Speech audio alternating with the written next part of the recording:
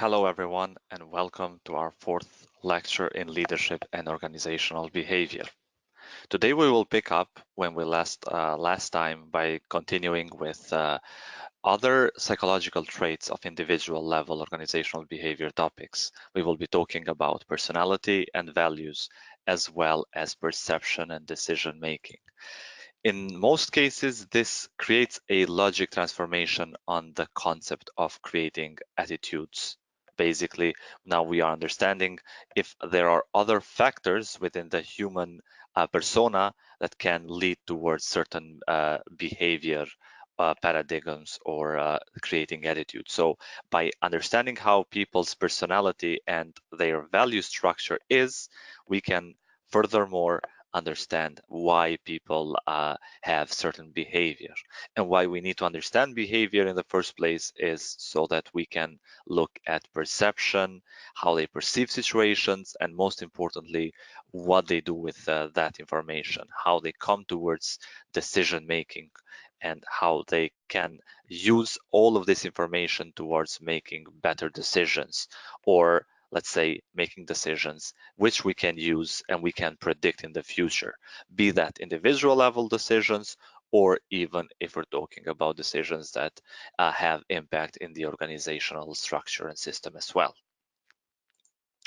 So today we will cover both sides of the story. So initially we will start the lecture by understanding what is personality and what are the values. So we will define, let's say, personality, find out how it is measured, as well as check whether there are any sort of, let's say, formats or if there are some sort of techniques that we can use to define specifically how personality can be understood within different or diverse group of people, so to say. So we will be looking at two of the most important, let's say, personality definition models. We will be looking at the MBTI, the Myers-Briggs Type Indicator, and also the Big Five. There are a lot of, let's say, in-betweeners. So there are a lot of different types of personality tests that people can take, especially nowadays online, obviously. But most of them, or let's say most of the researchers, agree that MBTI and Big Five, let's say, hold, in most cases, more relevance to defining the personality traits of people. And then also we will see how, let's say, Big Five or even MBTI tend to predict behavior within work environments. Then we will also understand what values are and see if there is, let's say, a difference in values between generations. Because as we know, for ease of understanding, in most cases, we tend to split people or cohorts of people into generational groups so that we can understand the mindset based on their, let's say, education level or let's say educational background during their time of living. But then we also look at the economical factors, but also in general, the World Development Index and how that relates to also creating values and value systems. And finally, we will also cover Hofstede's 5 value dimensions in a national culture. This is something important because we have mentioned Hofstede's in the past when we were measuring the power distance index and see how that translates into certain, let's say, behavioral problems or issues. Now we will see how Hofstede's dimensions are basically underlying and how using Hofstede's dimensions we can understand the difference between value systems between different countries, so to say, or let's say between different, let's say, groups of people. But we will look at it from the perspective of national perspective because it's easier to understand in this segment. Then we will continue with perception and decision making, which is basically an conglomeration of what we have said so far. So we need to understand both the attitudes as well as behaviors, as well as personality and values, so that we can understand how people perceive objects and people and events, and also how they use all of this information towards making decisions that they do. And obviously, each of us make decisions every day, from the moment when we wake up to the moment when we go to sleep. So we will understand what perception is, and then we will also look at the attribution theory that is related to perception. We will also identify what are, let's say, the shortcuts or what we tend to do usually to make a decision even if we do not have the entire set of information at our hand. And then we will also create this linkage between perception and decision making. We will try to apply the rational model of decision making and see what would, let's say, a standardized process of decision making look like, and how that would relate to the reality of how we make decision. We will also understand what are the common decision biases and errors that tends to be related to these shortcuts in most cases. If we take shortcuts, if we use a lot of, let's say, stereotyping, then obviously we can lead ourselves towards some errors or biases in making decision, but not necessarily always that is the case. Then also we will look at other, let's say, differences and constraints about decision making in people. We will look at the 3 ethical decision criteria and discuss what is creativity and what is this model and how it relates to decision making as well. But initially, let us talk with regarding the personality. For example, have you ever noticed that some people are quiet in their nature? They are timid and they are, or at least perceived as being passive. There are some other people in our work groups or even friendship circles that are usually very loud, they are very outspoken, or can be even perceived as being too pushy or too aggressive in their ideas or let's say their agenda within the group. How do you think that this translates to adaptation to certain professions or job? How can a timid person work in a, let's say, sales pitcher or sales representative position or a call agent?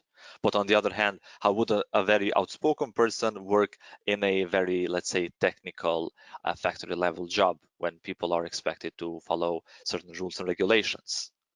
In order to understand all of these complexities, we usually begin by understanding what personality is.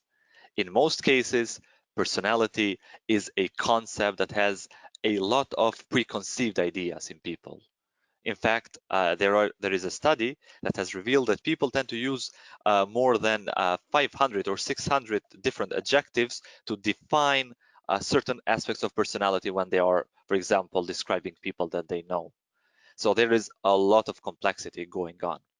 But on the other hand, we want to ensure that at least when it comes to organizational behavior and the concept that we want to understand within the confinements of the organization, we at least use some sort of basic definition to describe this very complex topic. So we can say then that personality is in fact a dynamic concept because it is ever changing, describing the growth and development of a person's whole psychological system. So we're not talking about a personality as being a static development or a static state. For more, personality develops with people. It develops, of course, being influenced by the external environment. It is something that basically tends to change all the time. So this suggests that it includes all of the components of the psyche of the people, as well as their aggregate, which becomes then greater, let's say, than any of the parts. When everything in our psyche works together, we grow to have, or we say to have that is our personality. So it is basically the sum total of ways in which people tend to act and react with one another or create attitudes towards something, as well as all the measurable traits that a person exhibits outside. So as you can see, it should be noted that people that tends to describe personality based on measurable or observable traits are usually more prevalent than those that tend to look into, let's say, a more deep level personality traits, because that is much more easier to express and to be perceived from the other party if we're talking about, let's say, a person that is a short acquaintance, not one that has known one another for a longer period of time. But we also said earlier that looking at surface level, let's say personality, it is not the best way to understand what people's personality is all about. So as you can see, in all of this context, one of the greatest challenge in the study of personality probably has been how to measure it. Personality tests are useful when we are, for example, hiring new candidates for the organization and tend to help people or managers to forecast who might be the best person for a certain job. But of course, that is only part of the exam in general, because when we are hiring somebody, we tend to try to do the most out of the, let's say, the testing time that we have for the people. We want to test what is their skill set for the job, what is their preparation for the job, what are other ancillary, let's say, skills that they need to perform the task, and then also what is their personality and how much does this personality correspond to what is expected to that specific job, but also to the context of how the organizational culture works in itself. So the most important reason that is needed to have a personality test, for example, is that accurately measuring personality usually will give the managers the advantage while they are recruiting and hiring people during this entire process. But we cannot say that it is an easy process. It is difficult because most measurement of personality is accrued through either self-report surveys, and obviously we understand what that people are generally positively biased towards, let's say, presenting their own personality, which because they are self-report surveys, they are filled by people themselves. Uh, and in most cases, as we said, when people know that their personality scores are going to be used for hiring decision, obviously they will rate themselves as being more, let's say, uh, conscientious, so more workaholic, so to say, and emotionally stable. And this might also create a sort of a problem when it comes to emotional stability as well, because if you might recall from our last lecture, we mentioned that people are or can act as do surface acting. So basically they can go through this cognitive dissonance by having different attitudes and expressing different behavior. Because if they know that the results from this, let's say, self-report surveys are to be used as a hiring decision, they will lie in the test, so they will land the job itself. So basically, it is quite the opposite of what it should happen. In most cases, people, and this is also a good idea for organizations as well, they should not only have personality tests that are administered as self-report surveys before hiring a candidate, but they should also be done sporadically after people have been hired. So they can simply have a test which does not impact their employability, only so people can understand more about themselves. And all of this information can also be used by the managers as well as, let's say, the top management to understand what kind of people personalities they have, so that they can use those in the organization's advantage. We have those that are outspoken, that are natural leaders, but then we have also those that are critical thinkers and problem solvers. Those working together can make a great team. But if we put all of the outspoken extroverts in one group, then that team will suffer because of clashes regarding who will take the charge and lead of the group itself. In most cases, though, as you can see, accuracy is an issue when it comes to measuring personality as well. A candidate that is in a bad mood when they are taking the survey might have also inaccurate scores, because they will be projecting their mood into the test as well when they answer this questionnaire. But also culture is another element that can influence scores as well. people that are in more individualistic societies, and we will talk about individualism and collectivism in Hofstede's dimensions as well. People that are in individualist societies tend to score more on self-enhancement because it does not harm a person's career in these societies if people are, let's say, self-centered and they are looking at their own career more than they are looking at the common good of the society, of the organization. Because Western societies tend to overvalue the commitment of people towards bettering their own career, which then will spill over in the success of the organization.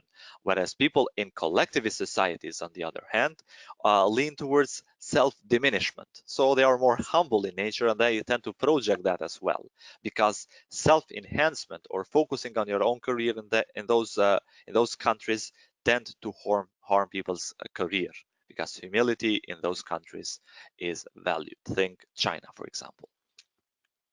But in both societies, self-diminishment may harm people's career because they are, or they tend to be seen as not being, let's say, interested enough, or let's say not motivated enough to pursue their own goals or pursue the goals of the organization. So a level of self-enhancement is, let's say, recommended, if not required, in all societies in overall throughout the world.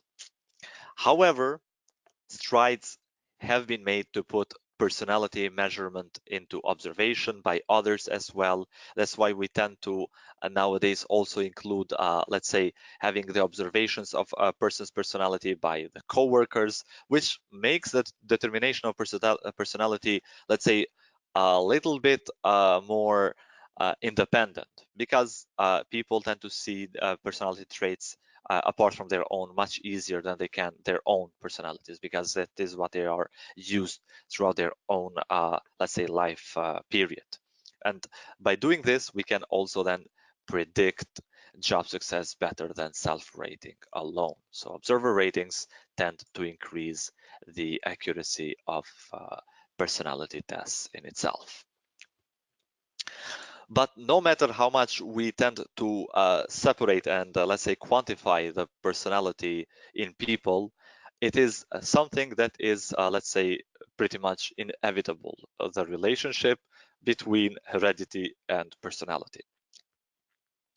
An early argument that is centered on whether or not personality was the result of heredity or an environment has taken place a lot of time, because in most cases personality appears to be a result of a combination of both of these forces. So it is also something that is related to things that we have inherited from our parents, so to say, but also things that we tend to pick up along the way while we are growing up by social influencers, such as a family, the primary one. Then we have the school system or the education, we have the religious affiliation, but also lastly, it has become ever more important to look at the social influence of the work environment, because people tend to spend, after a certain time of growth, let's say, they tend to spend a lot of time in their work environment, and in most cases it can also serve as an influencer towards creating certain personality traits. Nevertheless, research leans in general that there is, let's say, more determinancy value towards heredity rather than the environment in itself. The heredity basically refers to those factors that are determined when we are born. For example, if we are looking at physical stature, the way that we are physically built, that is preset in our DNA. So, but it's all within the biological, the physiological, and psychological makeup that include physical stature. It includes also facial attractiveness, gender, temperament, also muscle composition, reflexes, energy level, and biorhythms as well. Most cases, we tend to relate some, let's say, personality traits that are pretty well defined, such as the extrovert and the introverts. And as you can see, sometimes they can also be related to heredity elements as well. So people need to understand that some things are also preset when at conception, so to say.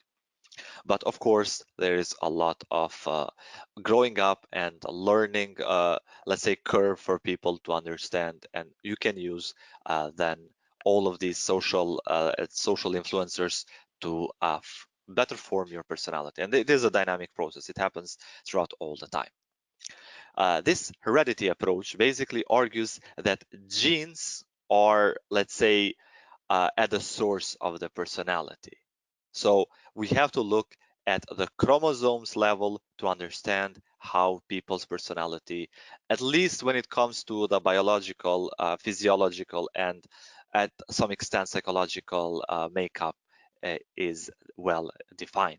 So in most cases, we tend to see that it is something that is well set in these arguments. And then comes the concept of genetical research, and that is also an altogether different, let's say, field of study, but it tends to relate to how we can basically use the genetic engineering to understand certain, let's say, personality traits that are defined at birth. So uh, to understand this better, researchers, what they have done, basically, they have studied thousands of sets of identical twins that were separated at birth. And basically, they have seen that even though they are raised apart, they had very similar personalities to one another. So it is not only the, let's say, the environment, but it is more related to the heredity elements as well. So popular characteristics that we tend to relate to personality would, for example, include being shy or being aggressive, as we said earlier, or let's say being submissive or being lazy, being ambitious, being loyal, or being timid. And all of these, we tend to call them as being, let's say, personality traits, when basically these characteristics that describe certain individuals' behavior tend to uh, endure over time. So it is not something that is self-expressed, that would be behavior. But if this behavior or these characteristics tend to endure over time, then we say that these are personality traits, the way that personality is being projected to other people. So early efforts to identify what is the primary trait or what are the primary traits that govern behavior often resulted in a long list that were difficult to generalize because each list of each research, let's say, group was different, and it provided little practical guidance to organizational decision making when it comes to understanding how they can use this personality index towards creating, let's say, a sort of a standardized process of relating job descriptions to people's or employee personality, so that you can get the best of each personality type in itself. So in that sense, then, we tend to look at these personality traits that we mentioned earlier. So as we said earlier, personality traits were those enduring characteristics that tend to define behavior.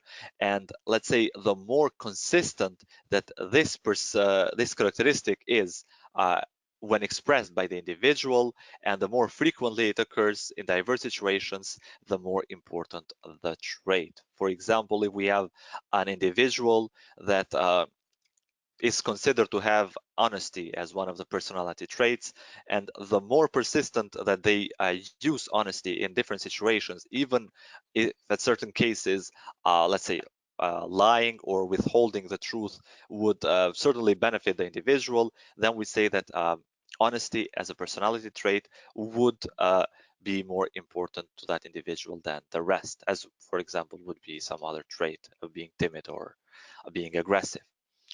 As we said earlier, the two main frameworks that are used to describe the personality are the Myers-Briggs type indicator as well as the Big Five model. Both frameworks describe a person's total personality through the explorations of these facets of personality or separate chunks that we tend to include within the personality traits index. Let us look first at the Myers-Briggs Type Indicator Personality Framework. It is one of the most widely used personality frameworks nowadays, and basically it tends to classify people through the results that they get from a very, let's say, comprehensive questionnaire-based survey to identify people as being either extroverted or introverted. Extroverted individuals are those that are usually more outgoing, they are more sociable, or are more assertive when they are, let's say, in a social setting. Introverts, on the other hand, are those that are more quiet, they are more timid, they are more shy, and they are more submissive to the assertiveness of the extroverts. So when we are in a group, we will have extroverts that are usually the ones that will always be the ones that are talking or setting the tone of the conversation or even giving the proposals about group dynamics. Whereas we have the timid ones that, if asked, they will provide probably valuable input, but in most cases, they will be always supporting and more listening than speaking in, let's say, as a general rule. Then this uh, personality framework also tend to classify people simultaneously as either being sensing or being intuitive. Sensing types of people are usually those that are more practical and prefer routine and order. They tend to go by their senses, so to say. They are more, let's say, practical, and then they also tend to focus on details. On the other hand, if we're looking at intuition, the intuitive groups of people tend to rely on unconscious processes of thought and then look at the big picture. So they go with intuition rather than using their own senses to come to a certain decision. So we can have people that are extroverted or introverted and at the same time sensing or intuitive. Then we also have a category of thinking or feeling. So people can also be categorized as being thinking or feeling as well. Thinking types of people are those that tend to use reason and logic to handle problems. Whereas on the other hand, feeling types of people are those that, let's say, rely on their own personal values and emotions to handle problems. So they use their own value systems to define what is the correct course of action in a certain case. Thinking people, they use reason and logic, and in most cases, they are more sensible in overall. And then also we have perceiving or judging. Let's say perceiving and judging is also a different, let's say, personality, let's say, group, whereas we can put people in these two elements. When judging people, uh, judging types want control and they tend to prefer order and structure, whereas the perceiving people are usually, let's say, more perceptive. So they are more flexible and are more spontaneous because they act as they see. So we have a question from Beckham that asks, uh, are these personalities that could be categorized in more than one category? For example, is one person that can be intuitive as well as judging? Of course. So the MBTI mainly means that people are classified in all four of these categories at the same time. So they also only discriminate between one or the other. So people can be either extroverted or introverted, sensing or intuitive, thinking or feeling, or perceiving or judging. But people, according to the MBTI, can, for example, be extroverted, sensing, feeling, and judging. And that is a specific personality type according to MBTI. So basically what we tend to do here is that when we classify people into each of these four, let's say, classifications, then we tend to combine these results into 16 personality types. So we basically have a permutation of all the combinations that can happen. So it can be, for example, ENFJ, we can have INTP. So we can have, let's say, a combination of all four. The idea is to classify people on let's say, element of these four classification, as we will see in this next slide. But a very, let's say, perceptive question in this case. So as you can see, each of these 16 possible combination has a name for itself. For example, or for the sake of this argument, let us go through all 16 of them. We can, for example, have people that are ISFJ. So we can have people that are introverted, sensing, feeling, and judging.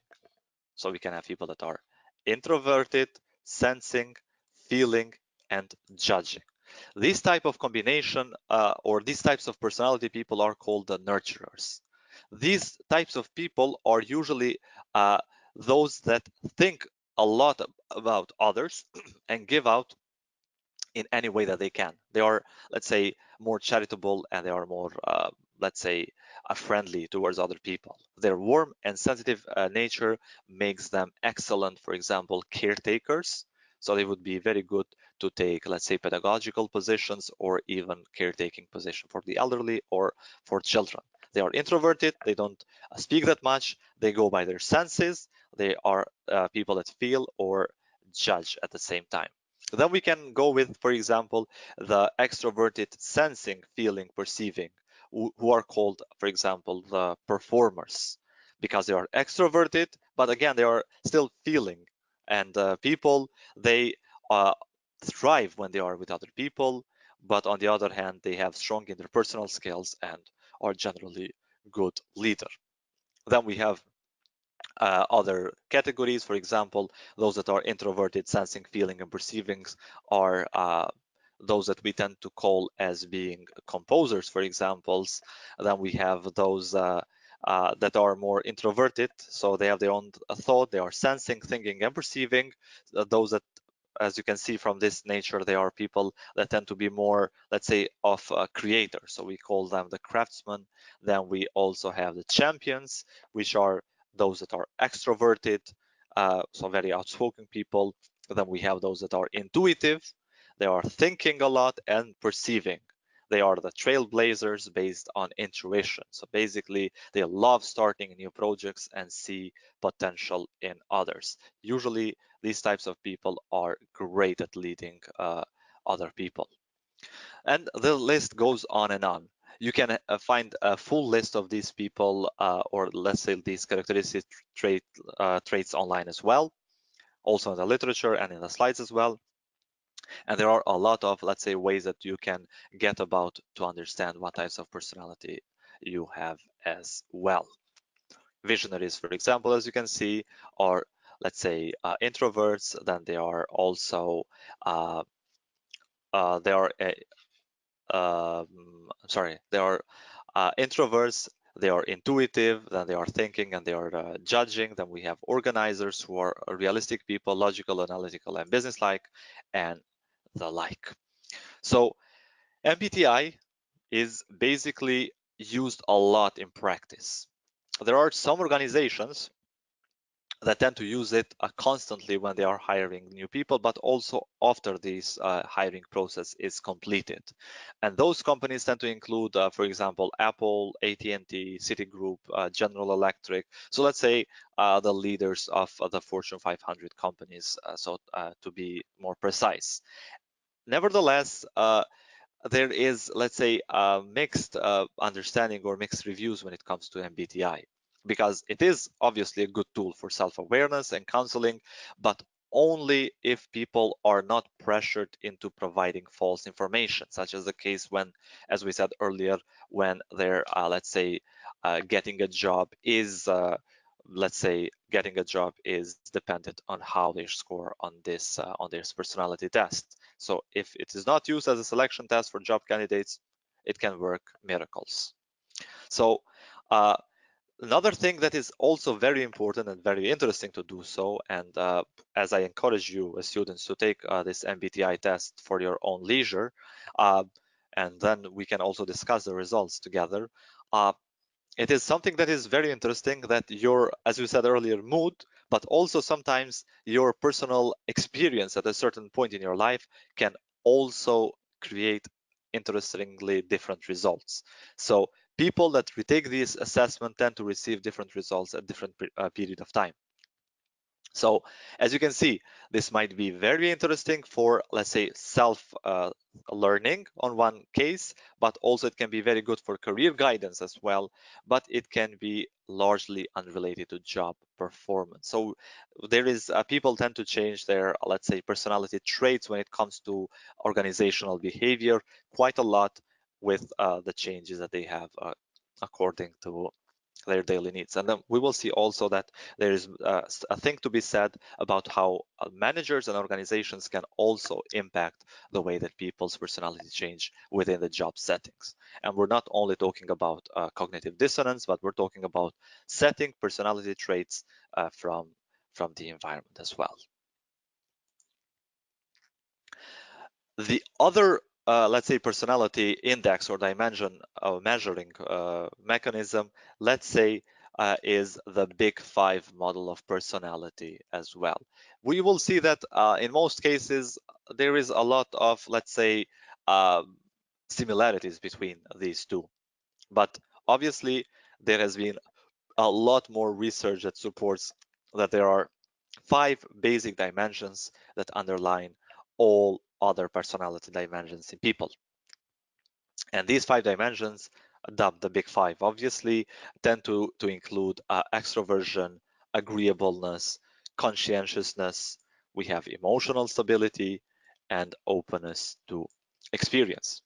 The main support to this personality indicator comes that it tends to predict relatively accurately how people behave in a lot of real life situations and are relatively consistent for an individual over a prolonged period of time, so to say.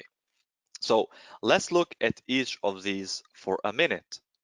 Initially, we have, for example, extroversion. So as we said earlier, extroverts are those people that are more sociable, that are more outspoken, and generally speaking, more assertive. So extroversion is simply being comfortable with relationships with people. So extroverts, as you can see, tend to be those that are more gregarious, more outspoken, more sociable, and usually this is also an important factor. They tend to experience more positive emotions than introverts, for that matter, in general. So when it comes to understanding a situation, they tend to see things more positively than the introverts, because introverts tend to be more reserved, timid, and quiet, which means that also they tend to think more than the more, or to overthink, and overthinking can also create, let's say, diminished positive emotions from certain situations. Then we have also aggressiveness, or agreeableness. Agreeableness is basically an individual's propensity to defer to others. So how much we basically tend to uh, to uh, let's say, listen to others and do what the other people say. So in most cases, agreeable people are those that are good natured, they are cooperative, and they are most obviously trusting people because they tend to listen and do and agree. High agreeable people are very warm, they are very cooperative, they are very, let's say, honest in that matter, even though honest might be judgmental in general. Low agreeable people are, on the other hand, very cold, they are very disagreeable, so they are conflictuous people and antagonistic in most cases. So agreeable people obviously are good for teamwork, and the opposite can be said for those that are not agreeable at all. And in most cases, as we said earlier, consciousness is probably one of the more important traits when it comes to job, let's say, performance, because people that are conscientious are more, let's say, reliable. So conscientiousness is basically a measure of reliability. A high level of conscientiousness in people makes them more responsible, makes them more dependable, so make them more persistent to getting things done, and also more organized. So those that score low on this specific dimension are those that are usually very easily distracted, they are disorganized, and are unreliable. So obviously, as you can see, they are not very good in a work setting in general. But also we have the context of emotional stability. Emotional stability simply describes a person's ability to withstand stress and a change within the organization, so to say. People that have a positive emotional stability are those that tend to be rather calm, they are self-confident, and are secure under stress. Those that have negative emotional stability, on the other hand, are usually those people that are, let's say, more anxious, they are more nervous, they are more depressed, and they tend to, let's say, also be insecure. And all of these, let's say, negative dimension of emotional stability is also dubbed as being a neurotic or neuroticism in psychology. And we will be using the same terminology here as well to define the negative, let's say, side of emotional stability, the other side. So neurotic people are vulnerable to physical and psychological effects of stress, so they can also get sick easier when they are, let's say, faced with stressful situations or, let's say, heightened task activities and the like. And then we also have openness to experience. So openness to experience basically suggests that the range of interest and fascination with new things is at these people's, let's say, objective. People that are open to experience are obviously those that are more curious about everything. They are more imaginative, they are artistic, sensitive, and they want to see new things take shape and form. Those at the other end of the openness category are usually the conventional type of people that basically find comfort in the familiar. They like to have, let's say, set and clearly defined job descriptions and work jobs that do not have a lot of variation or changes or challenges or even, let's say, unexpected stress in them. They want things to be well regulated and familiar. So how do the big five traits that we mentioned predict behavior? As you can see, in most cases, the big five and the MBTI always tend to look at how we can categorize people as being one of the other. So we can either, for example, be extroverted or introverted. We can either be agreeable or not agreeable and the like. And we use all of this information to create this context of our own personality. So all five traits have other implications for work as well as for life. But if we look at them one by one, we can understand what that means or why they are relevant in the first place. So uh, if we look at emotional stability, it is usually mostly related to, let's say, life satisfaction, job satisfaction, and stress level. Because people that are emotionally stable, as we said earlier, they have less negative thinking and fewer negative emotion. They are also less hypervigilant. So basically, those type of people tend to ease to take things with ease. So basically they think they are looking at things with a constructive approach rather than finding the flaw or the critics in every decision or every activity. By doing that, they tend to have higher job and life satisfaction because by not criticizing everything, they tend to look at the positive, let's say, perspective and see job as well as their own lifestyle as from the perspective of the positives rather than negatives. And this means that being less hypervigilant also translates into lower stress levels as well. So if we're looking then at extraversion, as we said earlier, extroverts tend to, in general, be more happy in their jobs and in their lives as a whole, probably because they always vent out about everything, as opposed to introverts who keep everything inside. And keeping everything inside stirs, let's say, negative emotions and thoughts, as opposed to venting, for example. So they tend to experience more, let's say, positive emotions than the introverts, and they can express these feelings much more easily. So we can also expect that they will perform better in jobs that require high energy and a lot of outspoken values.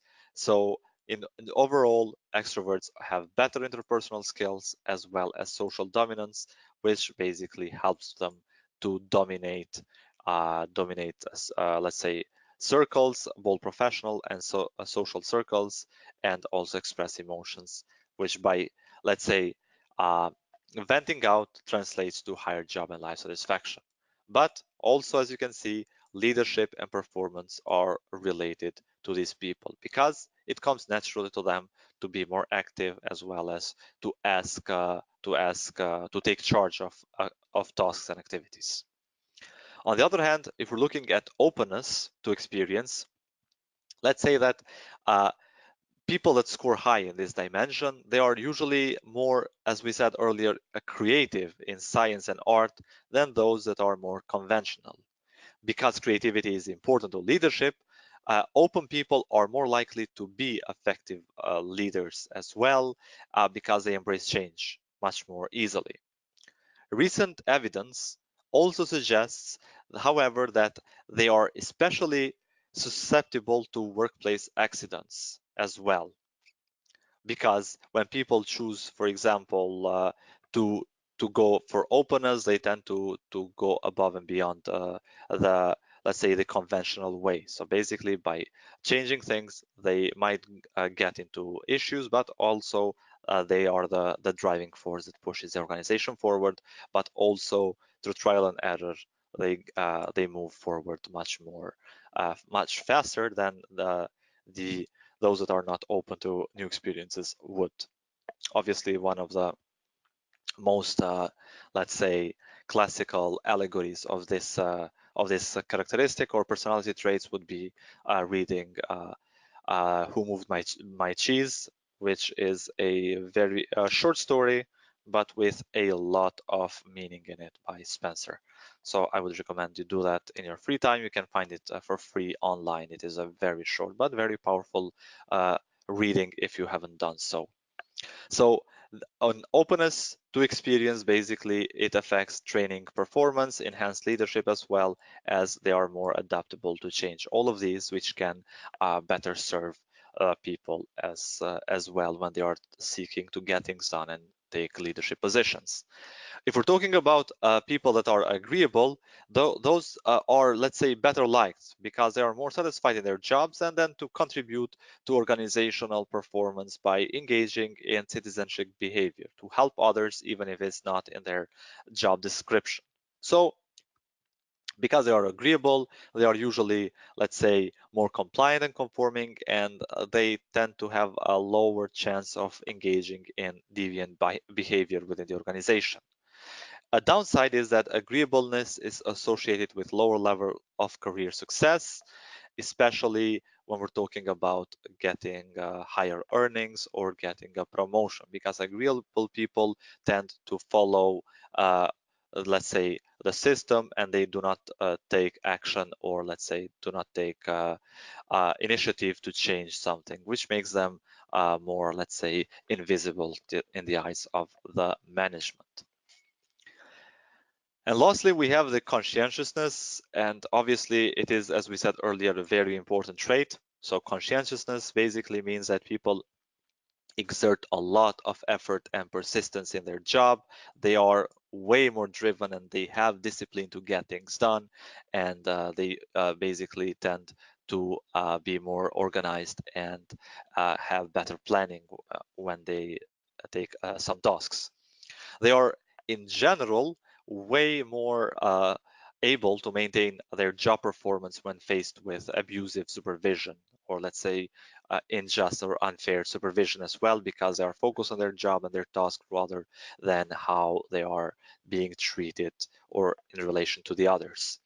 Like any other traits, though, conscientiousness does have its pitfalls as well.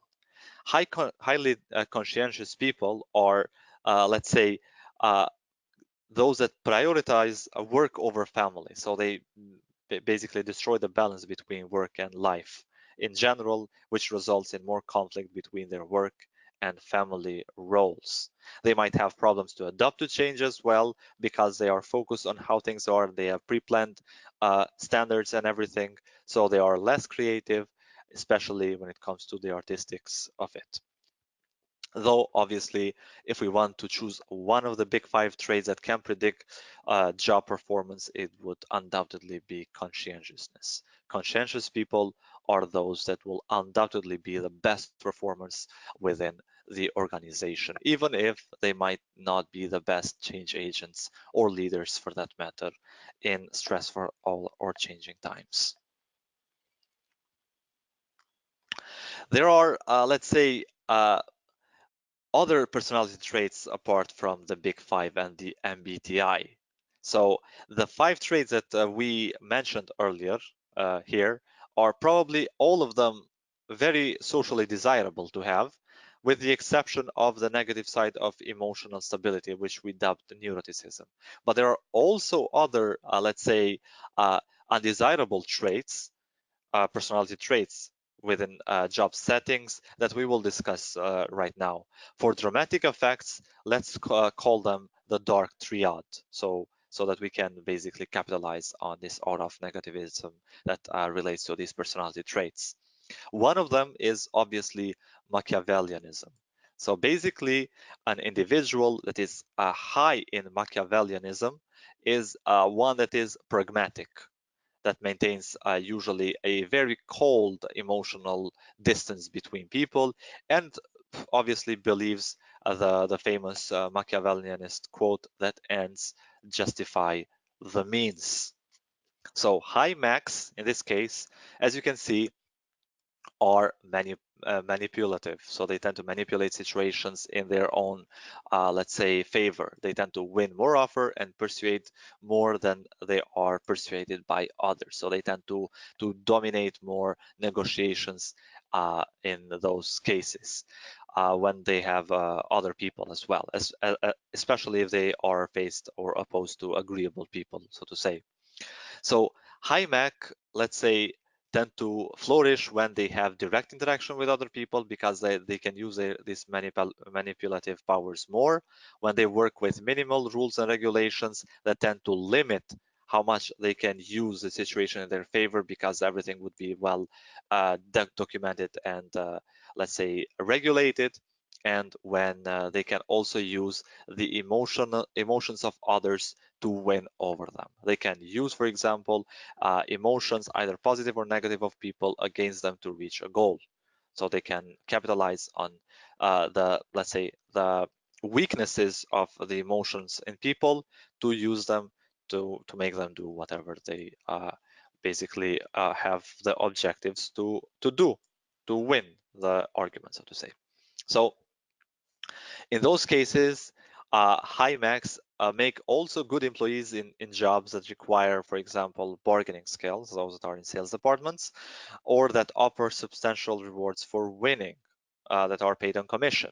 They tend to care less about social responsible acts and more about getting things done. They are straightforward, but they also, as we will find out uh, when we discuss about conflict and negotiation, this is something that needs to be taken into account because winning more often does not mean forever winning often. People tend, even those that are more agreeable, tend to find out that they are dealing with max or high max in this case, and obviously they tend to adjust their attitudes and behavior towards them in future negotiations. So while it can be positive in a short run, it can damage the reputation of the organization in external negotiations if we are always represented by high max that don't care about, let's say, other indicators apart from winning the argument or the negotiation.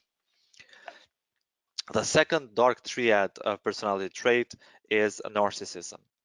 Narcissism basically describes a person who has a, let's say, a grandiose sense of self-importance that requires excessive admiration by the others and have a sense of entitlement and also obviously a lack of or a total lack of empathy. They think that they are better than everyone. They think that they are better leaders, and often, obviously, they are very selfish and exploitive as well. In fact, the word narcissism comes from the Greek myth of Narcissus, a youth that was so vain and proud that he fell in love with the mirror image of their own self. So narcissists basically believe that they are overqualified or they are overexperienced for their position, and usually they are the ones that shun criticism that conflicts their positive self-perception because they see it as false or as others being envious. So narcissism especially is critical to target in CEOs or the high levels of management, since their decision might wander from objective measures, and obviously the decisions of high management or the CEO in this matter are those that can impact profoundly the organization and the direction that it takes in the future. So narcissists are definitely a no-go when we're talking about CEOs or, let's say, top-level management. The third, let's say, negative personality trait is psychopathy, obviously. So psychopathy is part of the dark triad, but we're not talking here about the clinical mental illness as psychopathy is defined within psychology, but we're looking at it from, let's say, the confinements of organizational behavior.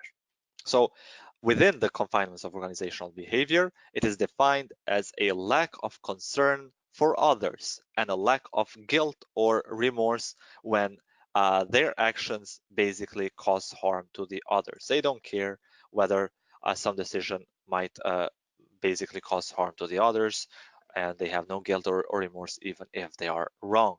So the cunning that is displayed by people who score high on psychopathy may help them gain power in an organization, but keep them from using it for good towards healthy ends for themselves or for their organization. They only use it to basically, let's say, push forward their own agendas.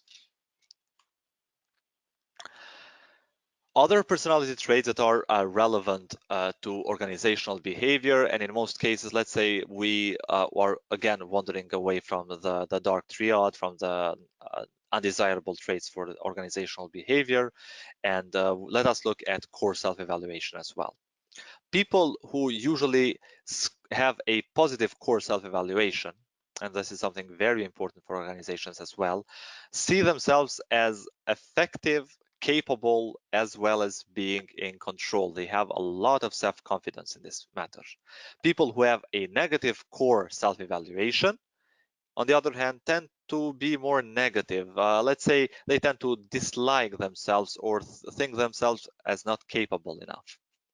But obviously, some people can be too positive.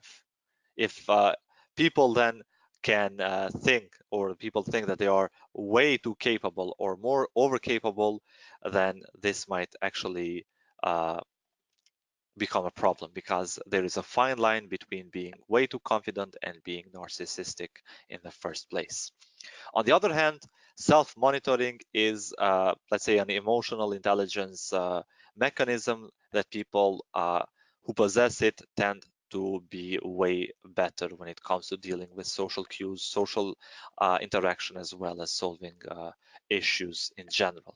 Self-monitoring basically refers to an ability of individuals to adjust their behavior to external situational factors, uh, so they are flexible when it comes to dealing with people and events and objects. Individuals that score high levels in self-monitoring usually tend to show considerable adaptability to situations.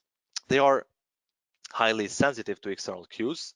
They can behave differently in different situations and are capable of presenting striking contradictions, let's say, between their public persona and private self. They are capable of a high degree of, let's say, personal, uh, personal, let's say, cognitive dissonance. Yeah, we should be aware of an intuitive psychopath, because that types of people, especially if we also make them extroverted intuitive psychopath, then we have let's say a recipe for disaster in general. That is a very concerning individual. So now we come in a dilemma whether we should in fact have some sort of personality test in let's say recruitment processes or not, because when it comes to at least weeding out these sort of negative personality traits, obviously knowing about these traits before people are part of the organization is very important. But then again, as we said, people tend to lie so that they can get a job. So it is, uh, let's say, a lose-lose situation in any case. And before we go to break, let us also take a look at risk-taking as well. The concept of risk-taking is pretty straightforward. Basically, it assumes that people are willing to take chances, and usually tends to check what is the propensity that managers usually take to make a decision, and how much information they usually require or they ask for before making a choice. Those that are more risk takers, high risk takers, they tend to make more rapid decisions and use less information in making their choices. They go by intuition, gut feeling, and rule of thumb when making decisions. Whereas managers in large organizations usually tend to be, let's say, more risk averse rather than risk taking, especially in contrast with growth oriented entrepreneurs or, let's say, startups, because obviously they impact their failed. A risky decision can have a much bigger impact on a wide array of organization, employees, as well as stakeholders, as opposed to new startups that are finding to get their own place in the market. Okay, then let us take a 10-minute break and then continue with the rest of personality and values and the rest of the lecture. Okay, then let us continue. When it comes to personality traits and the impact that they can happen from the environment, especially when we're talking about organizational environments. As we mentioned earlier, sometimes it can become also as a sort of, let's say, living or let's say it becomes something that it can become a self-fulfilling prophecy in general, so to say. So for example, if we're looking at the type A personality, if we tend to look at type A and type B personality, and we tend to generally have a lot of concoction regarding these two types of personality in general. Those or type A personality people are those people that are generally seen as being, let's say, aggressively involved to try to achieve more in less time. They are workaholics, they want to get things done, so they are always incessantly struggling to achieve more in less time. They are, in overall, very impatient people. They are always moving, they are always walking, and even eating rapidly. Everything they do fast and want to get things done as quickly as possible. So in most cases, they also tend to be multitaskers as well, so they strive to think or do two or more things at once. And basically, these types of people are such used to being productive that whenever they are faced with, let's say, leisure time, they do not know what to do with that time. So usually they resort again to thinking about productivity or work-related activities. So in most cases, these types of people are also obsessed with achievement numbers. So as you can see, type A personality people are usually better when they are in commission or where they are basically in a position of a sales representative or sales pitchers, which is obviously a very good trait to have in North America or in highly capitalistic societies, but quality of the work is not necessarily high just because people are, let's say, very engaged into doing everything fast and getting things done as soon as possible. Sometimes, or let's say the optimum would be to find where is the middle ground between type A personality and type B personality. Obviously, as you can see, type B is the opposite of what we just mentioned here. Type B personality people are those that are very patient and they take their time to do everything. So they would rather get things done perfectly rather than things getting done fastly. They also enjoy free and leisure time. So then we can see it tends to resemble to other societies apart from the North American ones, or let's say the Western European ones as well, or Japanese for that matter. So the idea is that the quality of work here is low as well, not because the quality is low itself, but because it takes a lot of time to get things done. So probably the best way would be to be somewhere in between, and obviously most of us are somewhere in between. Type A and type B are only the extremes of a wide area where people might find themselves into this category. But type A is highly valued in North America, and type B is at least acceptable in, let's say, some Middle Eastern cultures, but also in certain Mediterranean countries as well. If we're talking about proactive personality, it is, let's say, we're talking about a person who actively takes the initiative to improve his or her current circumstances, whereas others simply wait passively. Proactives, as groups of people, tend to identify opportunities, tend to show initiative, tend to take action, as well as persevere to basically complete whatever they have started. Whereas the reactives, on the other hand, as per their title, they are only those that react once something has happened. So proactives often achieve career success. They are better in work teams as their personality makes them innovative, communicative, as well as trustworthy. Now that we have, let's say, covered a big deal of personality itself, let us look at values. Values represent basic convictions of a person. Usually these convictions uh, tend to relate on how to conduct ourselves or how to live the life that is personally for us or socially from where we live or where we work preferable. So we tend to look at what is considered to be preferable from our own perspective, but also the perspective of our surroundings as well. So it's basically an how-to guide of living properly. Values have both, let's say, content as well as intensity attributes.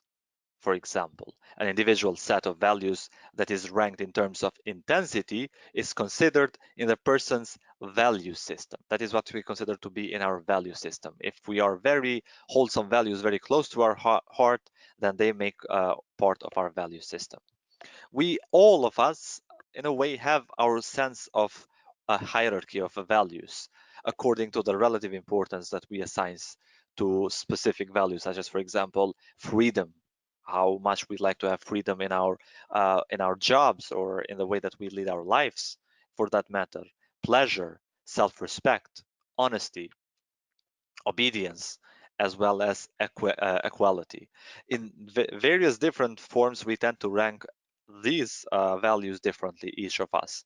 But of course, there are a lot of more values that we tend to sort, and we take at least some of them very close to heart. So those create a part of our value system itself.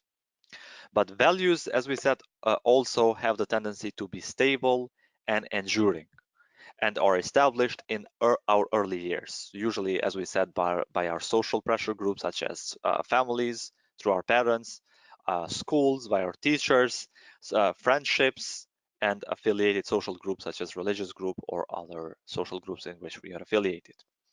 The importance of values lay, let's say, the foundation of understanding attitudes and motivation. Now that we know values, we can understand why people create certain attitudes towards other people, objects, and events, and what motivates these people. Because that, for example, certain thing that motivates them is very important into their value system. We can predict reaction based on understanding values, which means that we can understand that there is an influence of values towards attitudes and behavior. Of course, we also need to include here not only the values per se, but also morality, which basically means a sense of right and wrong that we also tend to have uh, as a how-to in our own persona, but also as has been influenced by the society itself. Regardless whether they clarify or cloud our judgment, values certainly influence both our attitudes and behaviors, especially if we are interested into looking how they relate to job scenarios and settings. So when we are looking to understand how, let's say, personality, how values tend to work, we need to understand certain values, so to say. So we tend to have, for example, terminal values, and then we have also instrumental values. Those are basically how Milton Rokic has separated values in general. Terminal values are related to desirable end states, for example. So prosperity, for example, we have economic success, we can have freedom, health and well-being, world peace, meaning of life, whatever makes us happy. So as you can see, terminal values are those types of values that basically represent an end state where we want to see ourselves.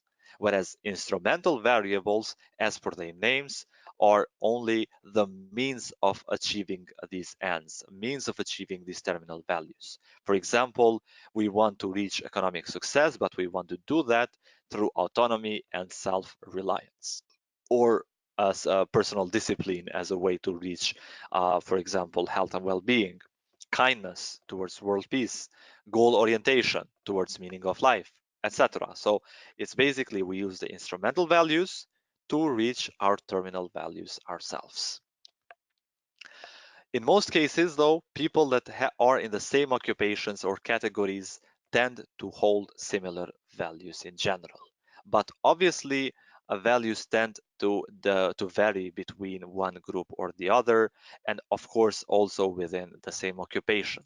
But in most cases, the differences tend to be diminished because people are expected, or people that choose a specific profession or choose a specific lifestyle based on profession tend to relate the profession to their values setting as well.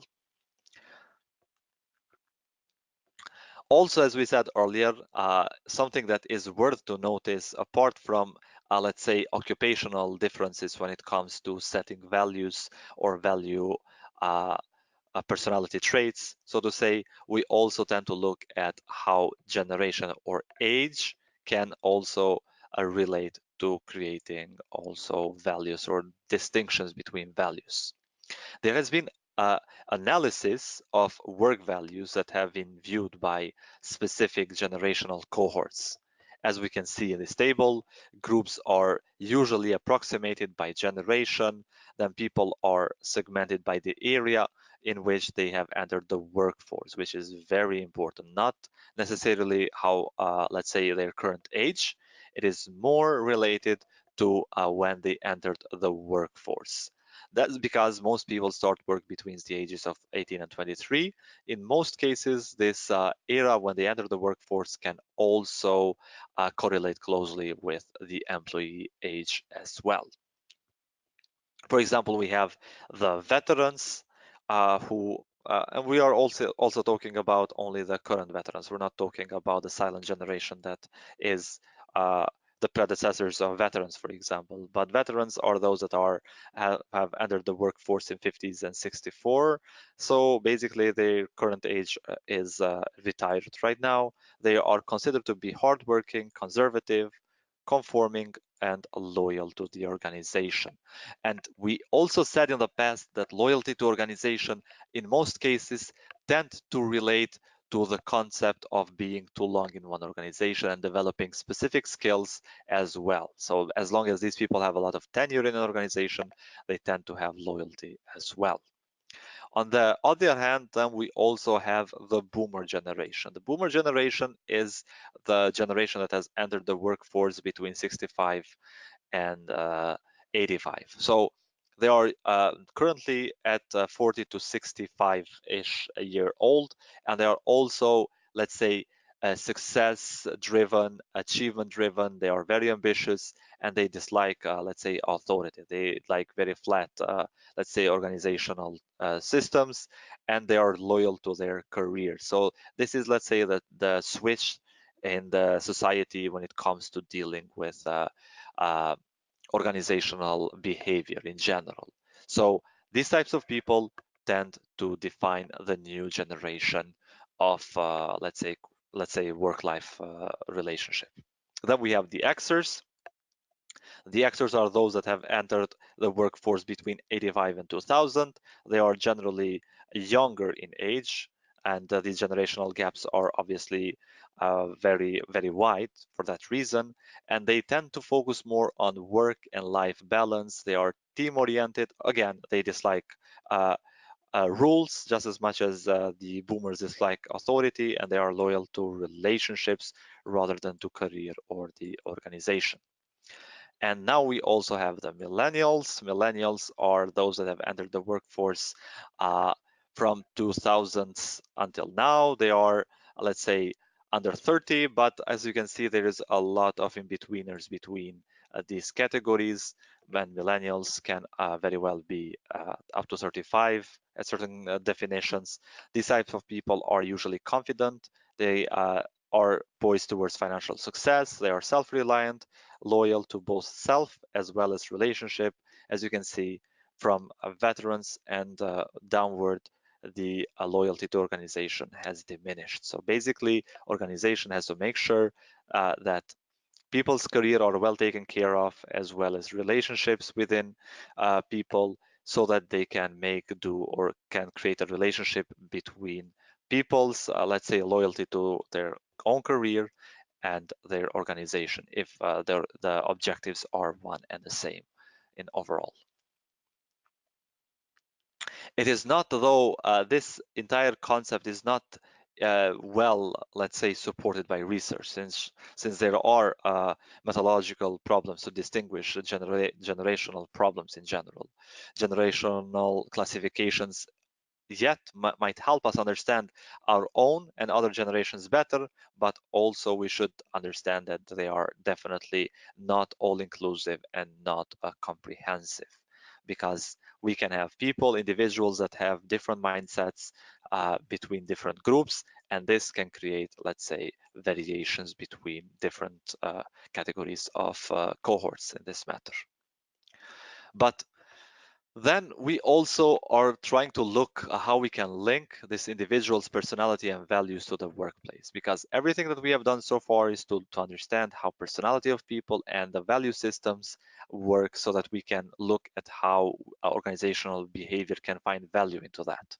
So the concept of person job fit is then best articulated by John Holland's personality fit job fit theory.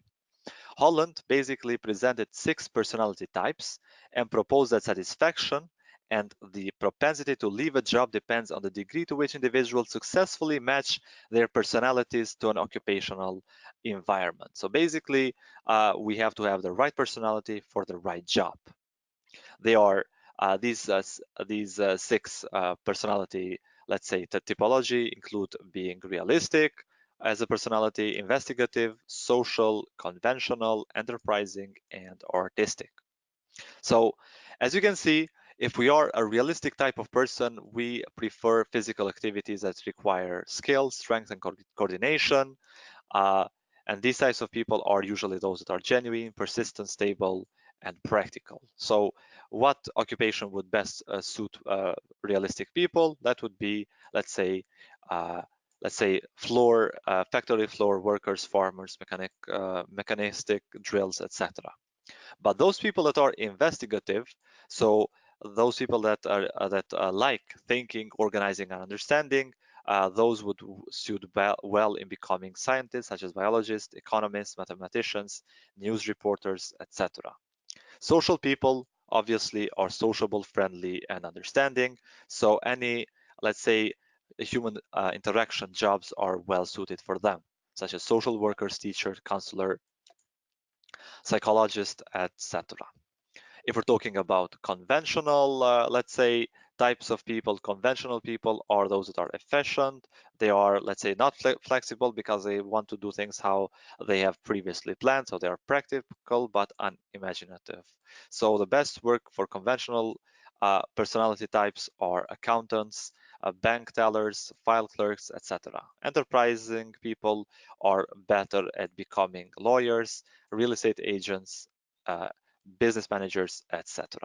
Whereas artistic people are obviously well suited with, let's say, creative tasks such as being a painter, musician, or interior decorator. However, that concern to define people, let's say, the personality with a job, has expanded to include how well the individual's personality and value then match the organization. And why is that? In most cases, that is because managers today are less interested in an applicant's ability to perform a specific job than with his or her flexibility to meet the changing situation of their job description and maintain commitment to the organization, no matter the, let's say, their skills or their understanding of what will they be doing in the future, even if that will fall not particularly right smack into their skill set for which they have been originally employed in the organization. So on that note then, this person-organization fit is most important for an organization that is facing, let's say, dynamic and changing environment. Because such changing organizations, they require employees who are able to readily change tasks and move fluidly between teams. It usually tend to argue that people leave jobs that do not suit their own personality in this sense. So there is a lot of case to be made that even if somebody or a job is very well organized, it pays well, it has great work hours, it has great benefits, and still people leave the job, it might simply be that there is a misfit between people's personality and the job description itself. So using the big five terminology that we mentioned earlier, for instance, we could expect that people that are high on extraversion will usually fit well with aggressive and team-oriented culture because they do not have a problem with speaking and taking charge. Then people that are high on agreeableness match up better with a supportive organizational client, the one that basically helps people to become the best parts of themselves, that have a very developed and very active HR department that provides a lot of training and support, but also encourages managers to take charge and, let's say, support people to work better. Then people that are high on openness to experience usually fit better in organizations that emphasize innovation rather than standardization, because these people are well suited to embrace change and like to take part in new projects and activities. So in overall then, the research on person organization fit has also looked at whether people's value match the organization culture. In most cases, this match predicts job satisfaction, also commitment to the organization, as well as low turnover in general. So there is a big argument to be made to understand whether we have the right fit. So having those personality tests over time and using those personality tests to adjust a person's job description might be the difference between having a high turnover in a company, even if the company offers great benefits, and a low turnover and more committed employees. Then if we're looking at the cultural values as well, we will conclude the value system with the Hofstede's framework. Basically, what Hofstede has done is he has taken another step towards generalizing the value system. We said that values are pretty individual. They are somewhat related to our social pressure groups in general, but in most cases, we can also look at some more overall, let's say, characteristics that tend to define the value systems on a more national level. So uh, in that matter, Hofstede has analyzed cultural traits that define values I think in the late 70s, by surveying IBM employees, the International Business Machine Company, across 40 countries. He has depicted that there are, let's say, these 5 value dimensions that could be loosely generalized across most national cultures, so to say. We can go about the power distance. We have individualism and collectivism, as we mentioned earlier, masculinity versus femininity, uncertainty avoidance, and long-term versus short-term orientation. Power distance simply describes the degree to which people in a country accept the power in institutions and organization, even if it is distributed unequally. So they accept that somebody that holds a position of a director or a CEO or the ministry or the prime minister or the president is way, way above where we are. So they are humbled by this power distance. A high rating on power distance means that large inequalities of power and wealth exist and are tolerated in the culture, which is obviously the opposite of low power distance countries, in which power is not tolerated, and usually people tend to argue why there are a lot of inequalities in wealth distribution as well, which tends to relate more, let's say, to Scandinavian countries. Then we have individualism and collectivism. Individualism is basically the degree to which people prefer to act as individuals rather than members of groups, and believe that individuals have the rights above the community or the entirety. Collectivism, on the other hand, emphasizes that there is a tight social framework in which people expect others in the group to behave in a way that, let's say, uh, moves everybody's agendas forward. So we have individualism that is very typical of capitalistic societies, and then we also tend to have more, let's say, collectivist societies that tend to relate more of socialist or communist societies in general. We also have masculinity and femininity. Masculinity is basically, and femininity is a degree to which the culture favors traditional masculine roles, such as achievement, power, and control, as opposed to viewing men and women as equals, for example. A highly masculine a rating indicates that the culture has separate roles for men and women, with men dominating the society, whereas equality of gender is the opposite of it. So femininity does not mean females to dominate the society, but rather for them to have equal, let's say, stance in the all facets of the society. If we're talking then about uncertainty avoidance, or basically those cultures that score high in uncertainty avoidance, people usually have a lot of anxiety about uncertainty and ambiguity, and usually tend to create a lot of laws and regulations so that they can reduce this uncertainty. On the other hand, people that have a low uncertainty avoidance are more accepting of ambiguity, are less rule-oriented, take more risks, and are more readily to embrace change. And those people are, or those countries are those that basically tend to move forward faster in economic development nowadays than some other countries. We're talking about a majority of developing countries that are becoming the new developed ones.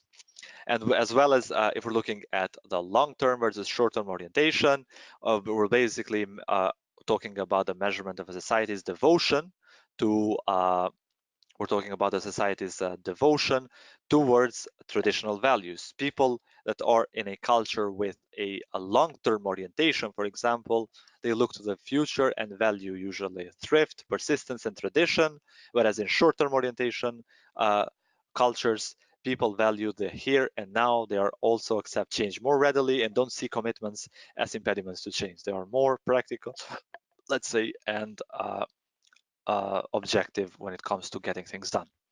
So there is an entire grid of this Hofstede's framework for many countries worldwide, and at Gerhard Hofstede website that he has, you can also look on the internet and you can check how does your country fare with the others. It is a very interesting very interesting element to describe and to understand.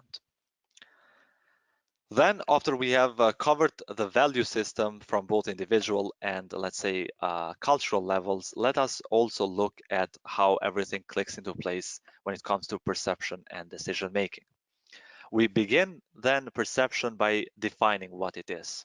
Perception is simply a process by which individuals organize and interpret their sensory impressions in order to give meaning to their environment. So basically, it is their point of view uh, regarding the situation or the other people, events, or objects. So it is important to the study of organizational behavior because people's behaviors are based on their perception of what reality is, not on the reality itself. So we're talking only about the perception of one person. So we're not talking about the reality, we're only talking about the perspective that people tend to have.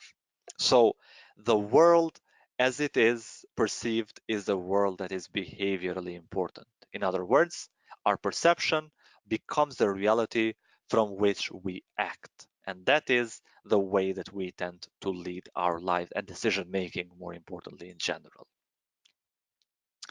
The factors that shape and can distort perception include the factors that are in the perceiver, then we have factors in the target, and we have obviously factors in the situation that encompasses it all.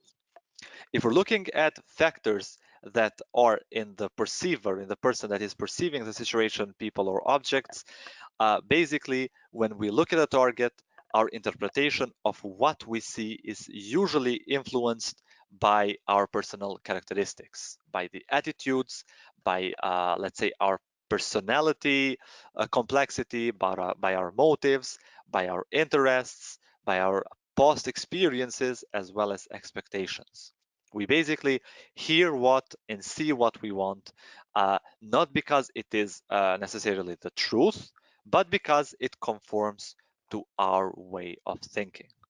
For instance, supervisors perceived employees who started the work earlier, so became ahead of their schedule time, as being more conscientious, and therefore they assume that they are better performers. However, supervisors that wake up early themselves do not make that assumption to people that come to work early.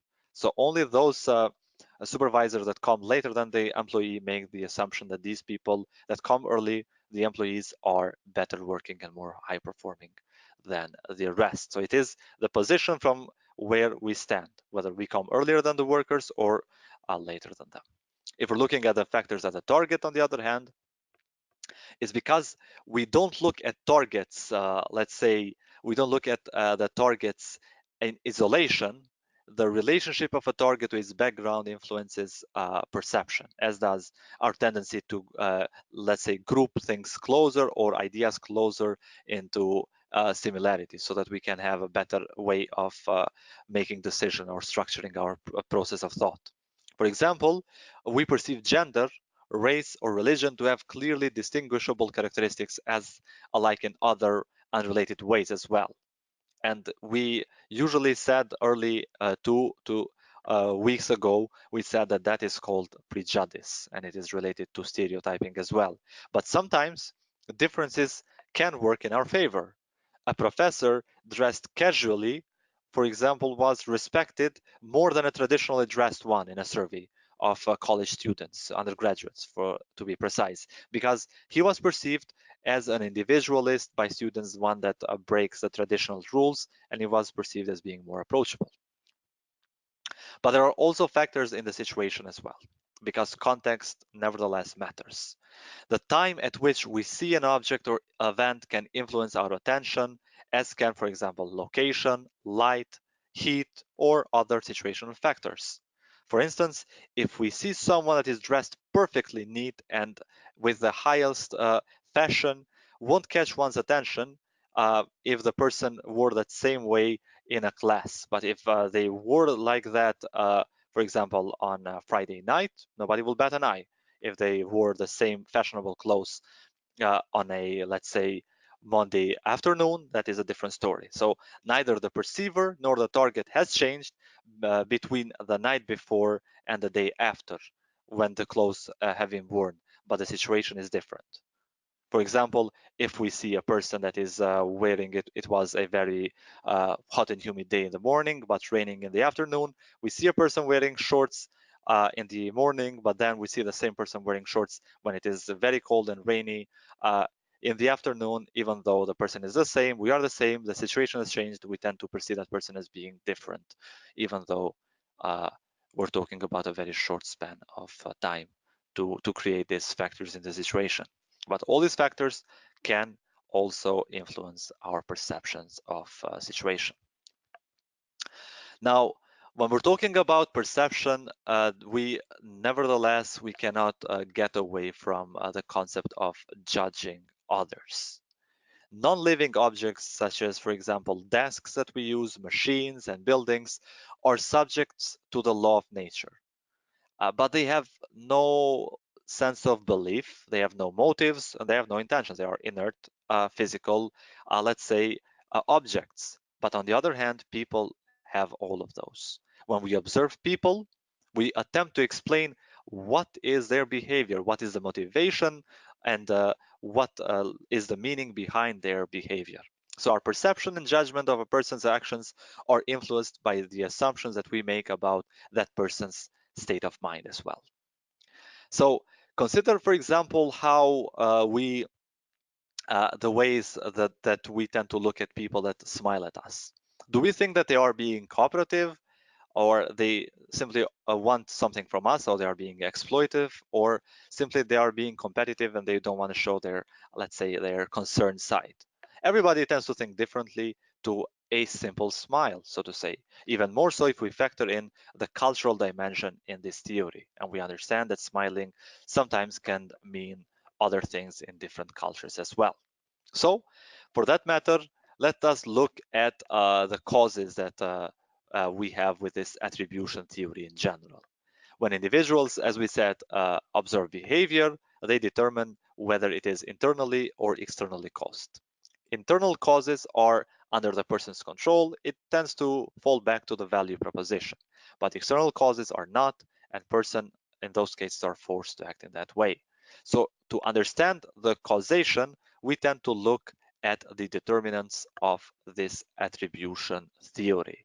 And there are three determinants that we will be discussing shortly. It is distinctiveness, it is consensus, and consistency.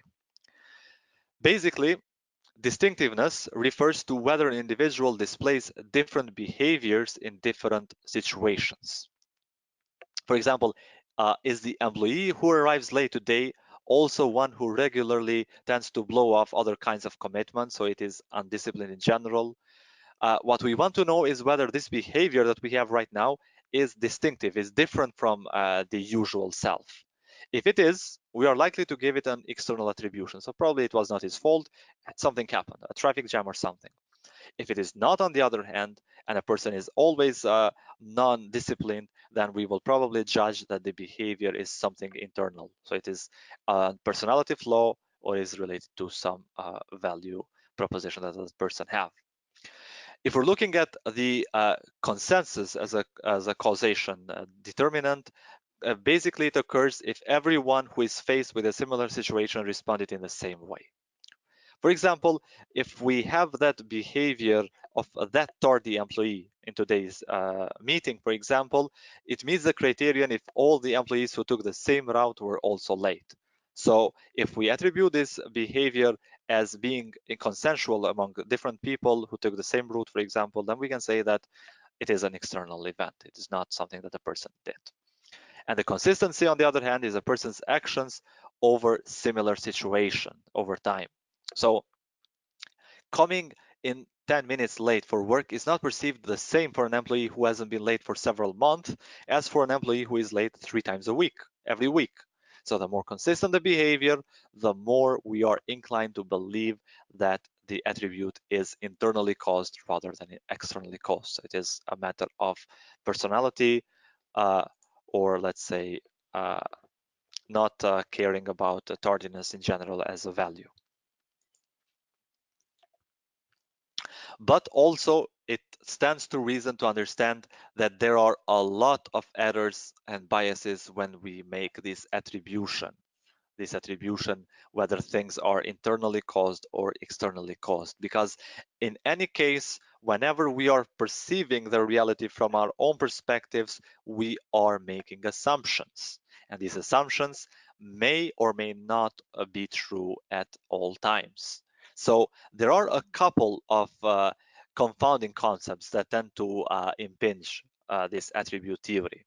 The first of these errors is basically the fundamental attribution error, which is basically the tendency to underestimate the influence of external factors or overestimate the tendency of internal factors when we are making judgment about the behavior of the other people. So we are quick to judge before getting all the factors because of our certain moods, our certain situation in which we find ourselves. So we tend to blame people first, not the situation in general.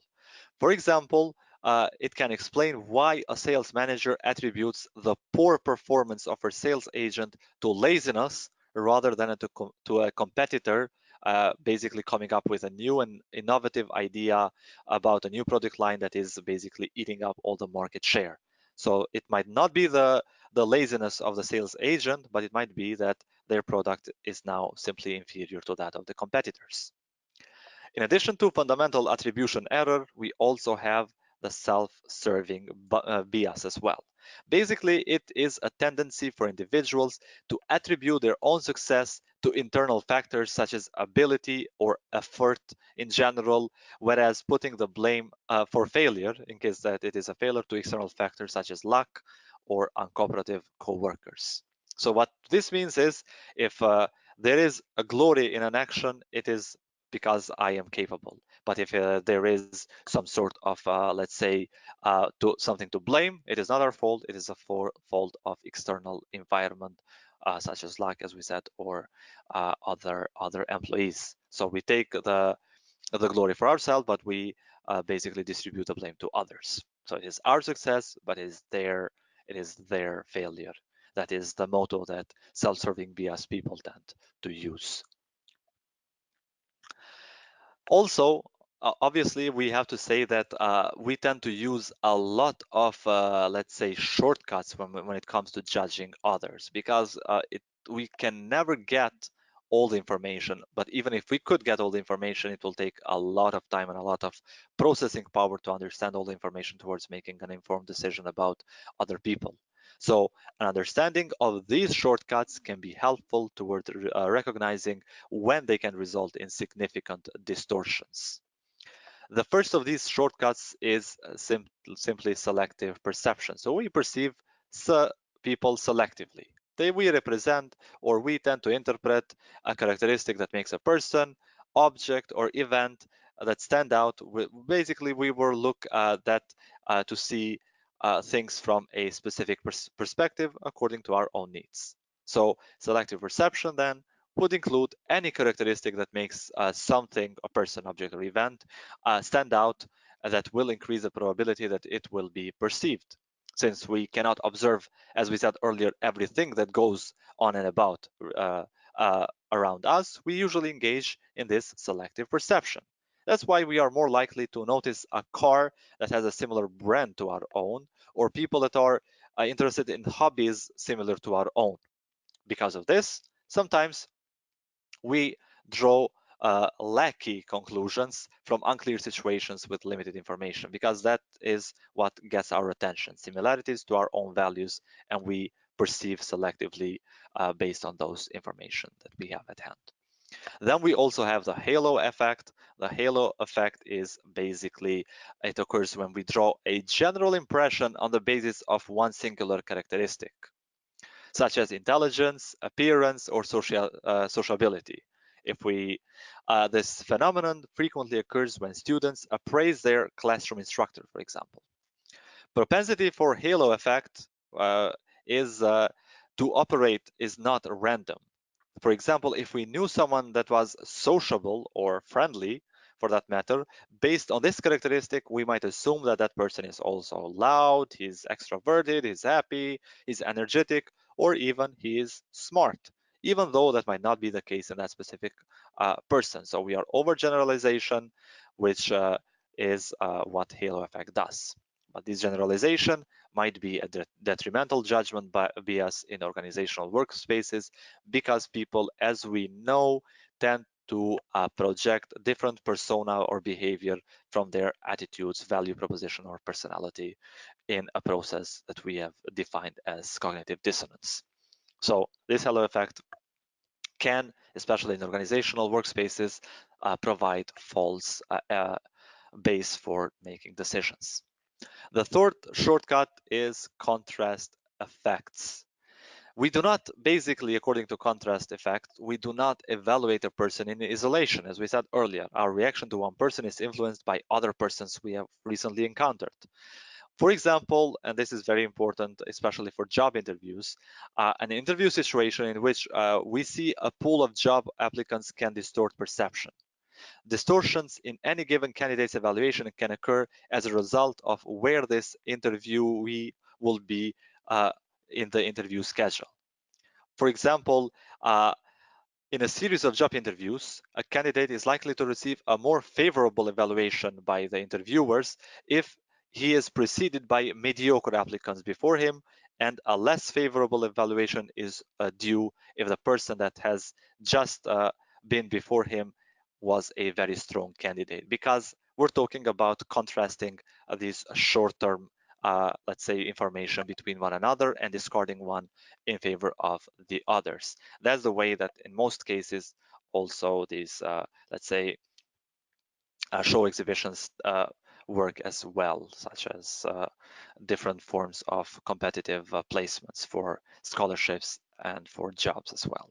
So all of these three tend to create, let's say, a bias and a situation in which we do not represent the best version of the truth, and that is detrimental, especially in organizations where decision making can influence people unjustly or unevenly.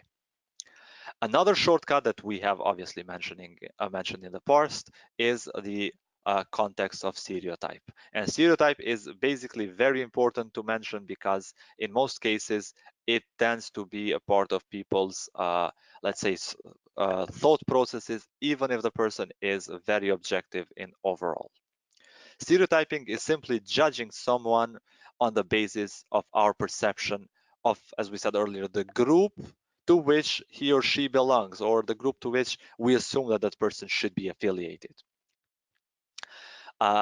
Generalization basically is not without advantages, as we said earlier. So stereotyping or positive discrimination is always a thing, because by generalizing, we basically are simplifying a, let's say, a complex word.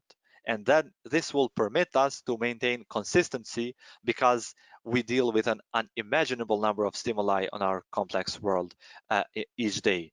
And only by using these types of, let's say, profiling or stereotyping or shortcuts that we tend to call as heuristics in social sciences, in psychology especially, we can fasten the decision-making process. The problem, of course, is when we are inaccurately stereotyping. In organizations, for example, we frequently hear comments that represent stereotypes based on gender, on age, on race, ethnicity, and even weight. So from a perceptual standpoint, if people expect to see these stereotypes, that is what they will perceive, because we go back to selective perception as well. So whether or not they are accurate, we tend to selectively perceive people in that way, and we go about stereotyping. For example, inferring that a colleague of ours from the finance department is able to help us in a forecasting sales problem is a stereotype, but not necessarily an overextension of judgmental bias, because obviously if he is working in finances, he should be good with numbers and forecasting. But on the other hand, as one study found out, is that students in the US tended to give higher scores for leadership potential and effectiveness to white people, to white males, rather than minorities, supporting the stereotype of whites as being better leaders, which is obviously an inaccurate and a very wrong stereotype in general. On the other hand, there are also positive stereotypes that we have mentioned in the past. For example, that Canadian people are polite and kind, which also may not represent 100% the society and everybody in Canada, but nonetheless, it is a stereotype, and in this case, it's positive, so it does not harm the affiliated individuals. When it comes to other shortcuts that are applied in organization, as we said earlier, we tend to look also at how they apply. So stereotyping, judging, and profiling tend to happen all the time. The first application of shortcuts in organizations would come in the form of employment interview, and we have all been through this. Evidence indicates that interviewers make, let's say, perceptual judgments, or even biases for that matter, that are often inaccurate. In addition, agreement amongst interviewers is, let's say, often poor. One interviewer might think that this candidate is perfect, it's great for the job, and whereas the other might find lecture, let's say, personality, values, or even skill set regarding that specific job or that specific candidate for the specific job description.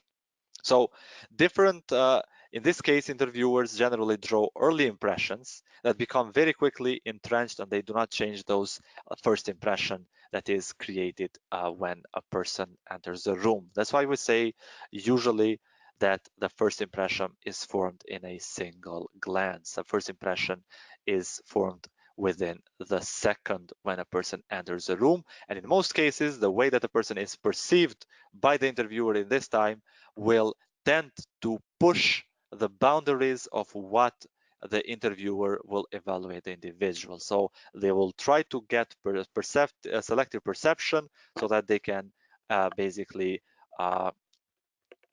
give proof to why they have perceived the person or create that impression in the first stance. Studies indicate that most interviewers' decisions change very little after the first 4 or 5 minutes of the interview. Because interviews usually have so little consistent structure and interviewers tend to vary in terms of what they are looking for in a candidate, judgments of the same candidate can, as we said earlier, vary quickly and widely. The second application of shortcuts in organization is performance expectations. And this is also something very important. Evidence demonstrates that people will attempt to validate their perceptions of reality even when these perceptions are faulty. And this comes in the form of this self-fulfilling prophecy or the Pygmalion effect, which means that the lower or higher performance of employees is basically reflected from what the leaders think that employees are able to do. So basically, if a manager expects big things from her or his people, they are not likely to let her down or him down. So basically, if we expect a lot from people, we are creating this self-fulfilling prophecy by expecting much and achieving much. Similarly, if we as leaders expect only minimal performance, we are likely, or our employees are likely to meet those low expectations in the first place. So expectations then, through self-fulfilling prophecy, become reality. The third application of shortcuts is in performance evaluation. An employee's performance appraisal is basically very much dependent on the perceptual process. Even though, let's say, appraisal can be objective, because it is based on some metrics, many jobs are evaluated in subjective terms. Subjective measures are, by definition, judgmental and, let's say, sometimes even untrue.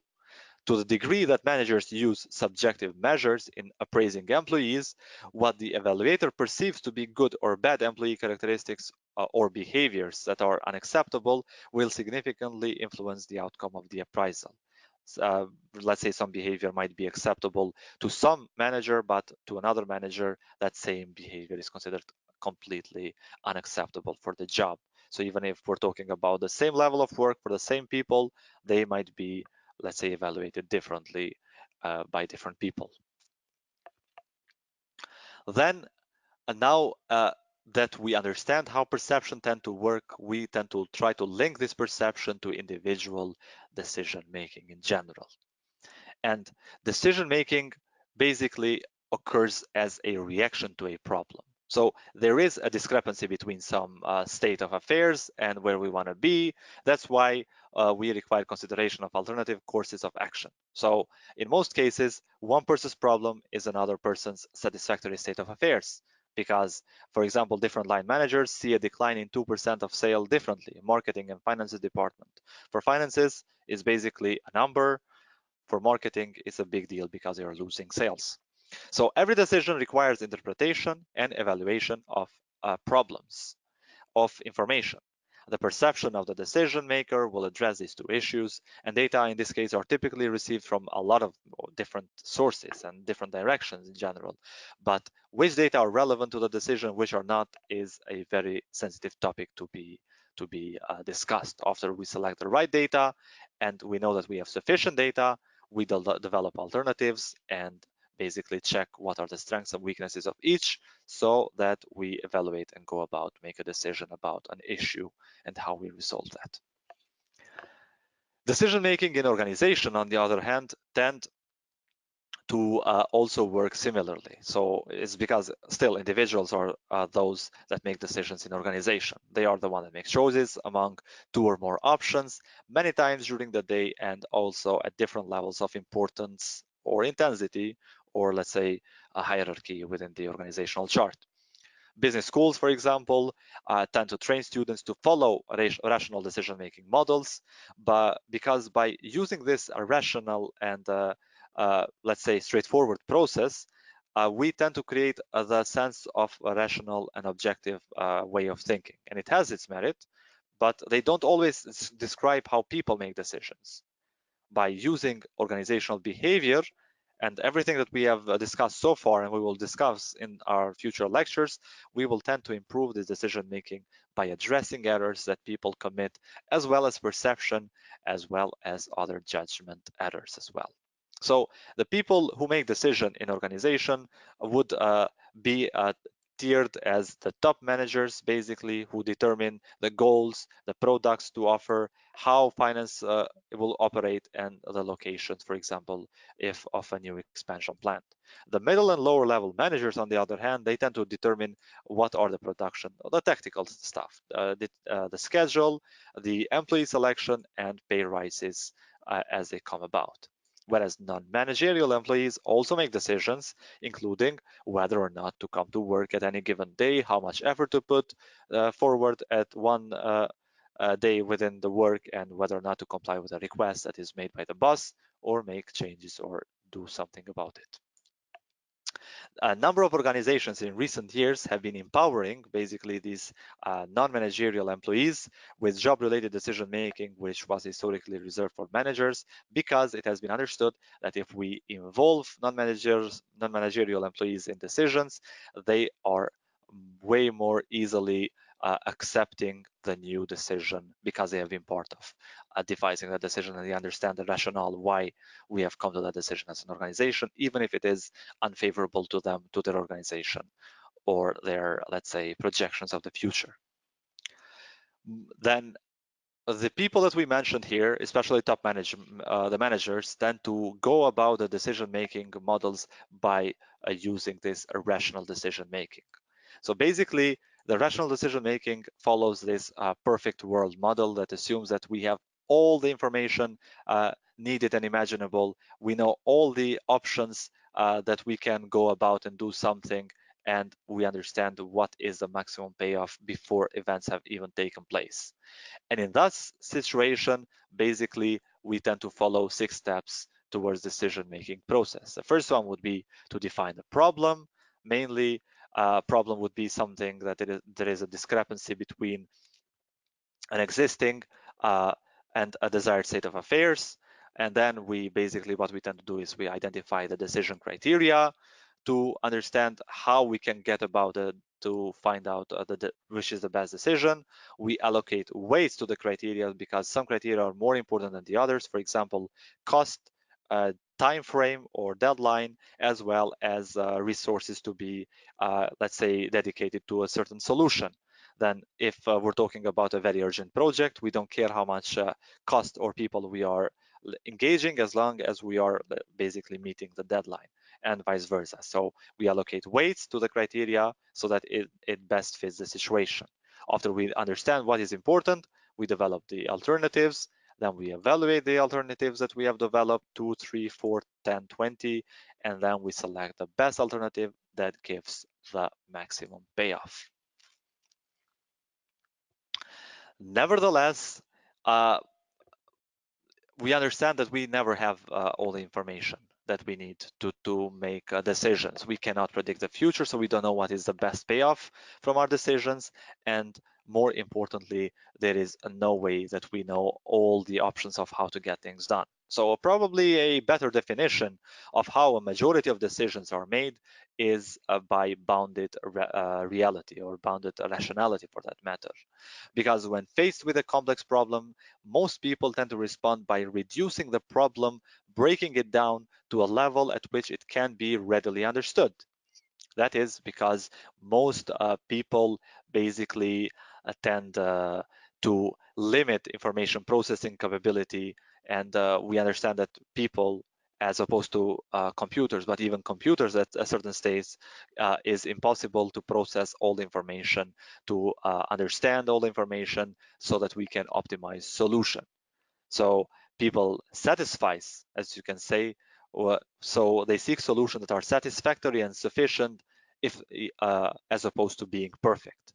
Individuals operate within the confinements of bounded rationality, which basically means this bounded reality or bounded rationality is when we create the simplified models that extract the essential features. We create this simplified version of the reality to which we work with. But satisficing, as opposed to having the perfect solution, is not always bad, even though it might sound as we are compromising a lot. Rational decision making requires lots of time, the process that we mentioned here. Energy as well as money, as we said, to gather all the information. Yet even as we said earlier, if that is the case, there are many unknowns for the future. The fully rational model may not be more accurate than a best guess, because we cannot predict the future itself. On top of bounded rationality, we also have the context of intuition, and we mentioned intuition when we mentioned different personality types as well. So intuition basically is another important decision-making technique. Perhaps the least rational when we're talking in the way of making decisions.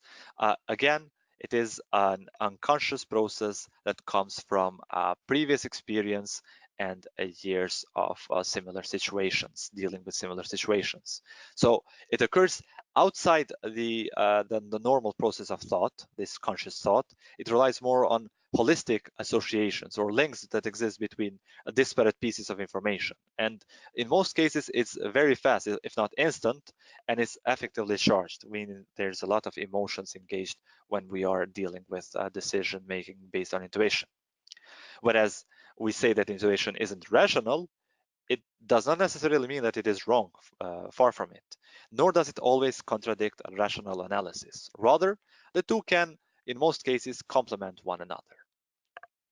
For most of the 20th century, experts believe decision makers' use of intuition was irrational or let's say ineffective, because we're saying that we're using intuition and we're using emotions, and we understand that emotions are not seen favorably by more, let's say, by previous researchers of the social sciences field.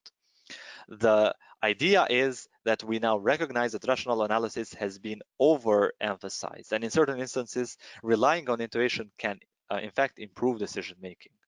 But because it is very unquantifiable, it is something that we cannot see. It's hard to know when our hunches are right or wrong.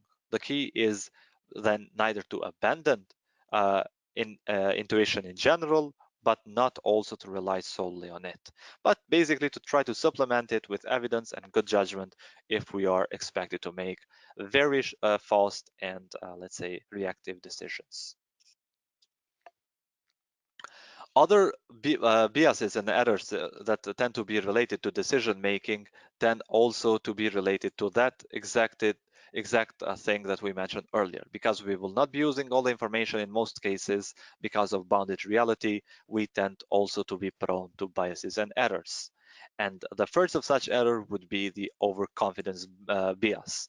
The overconfidence bias basically tends to state that we believe too much in our own ability to make good decisions, especially when it might not fall within our own area of expertise. But we think that we know everything well.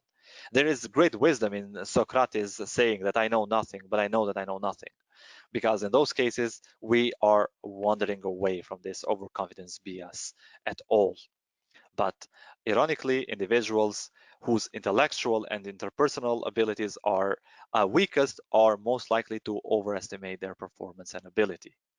So the tendency to be too confident comes and leads to this overconfidence bias. People think that they know more than they do, and it costs them. Investors, especially financial investors, those that are novices, overestimate not just their own skill in processing information, but also the quality of the information that they are being handled, for example, by the brokeries.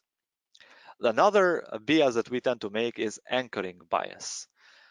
This is basically when we are fixating on initial information that we get as a starting point and failing to adequately adjust our opinion or our decision when other information comes in and it contradicts what we have first created an opinion based on that information. So anchors basically are widely used by people in advertising, management, politics, real estate, and lawyers, where persuasion skills are important. Anytime a negotiation takes place, so does anchoring as well. But when a prospective employer asks how much, for example, you made in your prior job, your answer that you will give will typically anchor the employee's offer as well. Obviously, now that's a trick for your other, let's say, interview positions or when you will be discussing this type of negotiations, even with clients. Uh, when we, for example, tend to negotiate the salary, we need to set the anchor only as high as we truthfully can.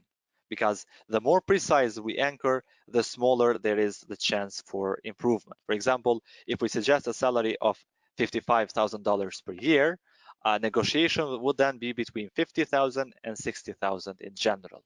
But suggesting 55,650, then the negotiation will be between 55,000 and 56,000 because we are being more specific. So anchoring basically tend to set the tone for the negotiation right in the beginning. We also have confirmation bias. Confirmation bias is basically a type of, let's say, selective perception, where we basically select and use only facts that support our initial decision, and we do not take heed to support or other the information that basically contradict the decision that we have basically pre-made ourselves. The availability bias, on the other hand, is basically the tendency for people to base their judgments on information that is readily available. First come, first serve information. So we basically, more people nowadays, for example, fear flying more than driving in a car. But if flying on a commercial airline would be as dangerous as driving, the equivalent of two jumbo jets, 747 Boeings, filled to capacity would crash every week, killing all aboard. Because the media gives though more attention to air accidents as opposed to car accidents, we tend to overstate the risk of flying and understate the risk of driving, even though the numbers show that the opposite is true at all times by all means. Other biases would be in the form of escalation of commitment. That is pretty much based on the confirmation bias. Basically, what we do is that we are staying with a decision even when there is clear evidence that it is a wrong decision in general. People who carefully, for example, gather and consider information consistent with a rational decision-making model are more likely to engage in escalation of commitment than those who spend less time thinking about their choices and go with their intuition. Consider, for example, a friend who has been dating someone for several years.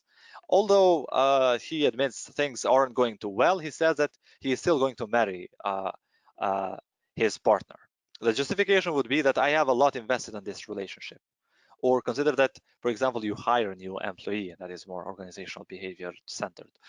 For his top grades, for example, he was the best student in the class, hoping that he will excel at the class in the work as he did in the class as well. But after the initial tryout, this employee fails to make an impression. And then what you do is basically you blame his inexperience. So what you do is you send him to training. After some time, he still fails to meet the expectations. So we will escalate the commitment. Instead of simply cutting the ties, cutting the losses, and letting him go, we send him to more training and dedicate some more time and energy to basically confirm our initial position. Another bias would be the randomness error. The randomness error is basically when we try to assert meaning out of random events, usually related to superstitions. They can be very, very vivid and very creative. For example, I never make important decisions on Friday the 13th because it is bad luck day, or they can also evolve from a reinforced past pattern of behavior. For example, Tiger Woods often wears a red shirt during a golf tournament final round because he won many junior tournaments when he was wearing red shirts. So it has nothing to do with his skills, with how the tournament will go, but it is something that has been superstitious in the past. Another bias would be the winner's curse. Basically, the winner's curse, and we're talking about market conditions as well, such as, for example, bidding processes. Usually the winning bidder is the one that is the loser as well, because he's the one that outbids the competition. This usually means that he is paying well above the actual value of the product because nobody is willing to pay more than him, which means that everybody is not valuing that product at that scale that he is valuing. So basically, winner is also the loser. That's why it's called the winner's curse. Then we also the hindsight bias, which is basically the tendency to believe falsely that we have predicted something after it has happened, and that is usually what happens with people when we basically say, I knew that the global crisis would have happened because all the signs were there, but the same people did not predict that before the crisis happened. But after it has happened, they basically say that they have predicted, they knew that it's not a good position. So if we have a hindsight bias, we tend to say that we have predicted even though they didn't. Then there are also individual differences, not only biases when it comes to decision making. There is a lot of things to be said about personality and gender when it comes to, let's say, decision making, because they are hot topics, let's say, when it comes to making decisions. Personality, for example, affects escalation of commitment. First, let's say achievement strivers are people that hate to fail. So they usually are the ones that escalate their commitment, hoping to forestall failure. But dutiful people, however, are more inclined to do what they see as best for the organization. So they are less likely to escalate their commitment and understand that they did wrong, did a mistake, and adjust their course of action. Second, achievement striving people appear more susceptible to hindsight bias as well, perhaps because they have a need to justify their actions, even if something has happened and that might have impacted their way of the way that they have done things. When it comes to gender, on the other hand, there is always the age-old questions about who makes better decisions, men or women, and we can say that in more cases it depends on the situation. When the situation isn't stressful, decision making by men and women is about equal in quality. When on the other hand there is a stress in a situation, it appears that men become more egocentric and make more risky decisions, while women become more empathetic and their decision making improves in stressful situations. Women spend more time than men analyzing the past, present, and the future, so they're more likely to overanalyze problems before making a decision and usually rehash a decision even after they have made that. This can make problems generally harder and longer to solve, increase regret over past decisions, and increase depression consecutively to these two females. When it comes to organizational constraints regarding decision making, we can say that there are they can take the form of performance evaluation, because managers are strongly influenced in their decision making by the criteria by which they are evaluated. So the performance in decision making will reflect expectation. So if we have certain categories that we are expected to evaluate people, then we will be judgmental towards those criteria and not to our perception of that individual that we are judging or evaluating. The reward system, again, if we're talking here, influences decision makers by suggesting to them what choices are preferable in terms of personal payoff for them. Formal regulations also, because organizations tend to limit the alternative choices of decision makers by having rules, policies, procedures, and formalized regulation that set the tone of what is acceptable behavior within organizations. So that can also constrain the decision making of people as well as the perception for that matter. Then we have also the system-imposed time constraints, as well as the historical precedents, which can use the past decisions to influence the current decisions as well. So decisions made in the past are the ghost, which continually haunt current choices, and usually they can be used as best practices or lessons learned if they are negative in that matter. We will also briefly talk about ethics in decision making, because if we're talking about ethics in decision making, it is an important criterion. 3 ethical decision criteria would include the utilitarianism criterion, the rights, as well as the justice. Basically, the utilitarian criterion, which is when decisions are made solely on the basis of the outcome or consequences, so being Machiavellianist in that matter, basically we are looking to get things done, which is a dominant method for business people. On the other hand, if we're talking about the focus on the rights, it calls on individuals to make decisions that are consistent with fundamental liberties and privileges as they are set forth in documents such as the Bill of Rights or the Constitution for that matter, or even certain regulations that basically focus on people's right as say customers or even employees.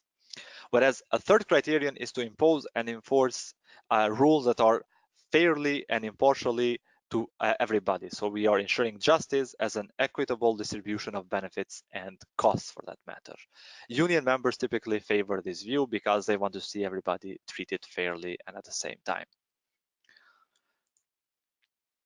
When it comes to creativity then, within decision-making, creativity is also a very important task because, as you can see here, this 3-component model of creativity proposes that individuals' creativity essentially requires to have some sort of expertise, because that is the base of how they know they are doing the right way of proposing a decision, for example. So it requires expertise, creative thinking skills, as well as intrinsic task motivation. So be motivated to do things and get things done. So expertise is the foundation of all creative work. The potential for creativity is basically enhanced when individuals have abilities, when they have knowledge, proficiencies, or some other expertise or experience that they can call upon in their field of endeavor. On the other hand, creative thinking skills tend to encompass personality characteristics that are associated with creativity. So the ability to use, for example, analogies, as well as a talent to see the familiar in a different light, the think out of box perspective. That turns basically the creativity into potential, into actual creative ideas. So basically we need to have expertise, creative thinking skills, as well as task motivation so that we can get ahead and improve or change things for everyone. And finally, after we have understood all the steps of perception, decision making, as well as personality and values, we tend to look at how these attributions, especially of decision making, tend to have a global implication. So basically, there are cultural differences in the way that people attribute cause to observed behavior, and that can impact the way that people especially define their personality and make decisions based on that, or how they perceive the situation. When it comes to decision making, there is no research on that topic, say the assumption of no difference, because based on our awareness of cultural differences, we understand that the culture can affect decision making. So we cannot be clear that decision making is a straightforward rational process, even if we tend to like that that would be the best case in a perfect world. As well as when we're talking about ethics, we tend to say that there is no global ethics standards that exist whatsoever, but that is something that is also related to different cultures and to different, let's say, nationalities, the way that they view the morality and the ethics in general from the cultural perspective. For example, Asian countries tend not to see ethical issues in black and white, but a shade of gray. That's why gifting public officials in certain countries in the Far East is not considered as a bribing, for example, as it would be in Western Europe or North America. So global companies need global standards for managers so that they can understand how things work in different parts of the world, but also how the organization itself will set up the ethical decision-making process so that no decision made by managers, even if they are within the headquarters or some, let's say, overseas branch, is wandering from ethical decision-making processes. So this is it for this topic. If you have any questions, I would be delighted to hear. If not, you can always drop an email as well. We can we'd use that also for consultations in the future. So if not, I thank you very much for your time and attention in this lecture, and we will see each other next week. Thank you and goodbye.